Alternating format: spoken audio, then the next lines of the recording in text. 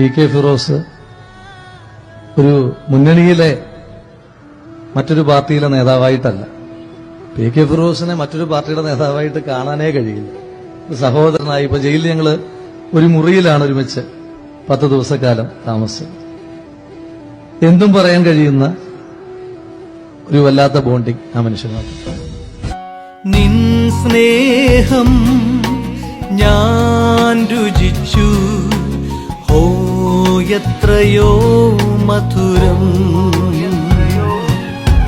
നിൻ സ്നേഹം ഞാൻ രുചിച്ചു, ഓ എത്രയോ മധുരം.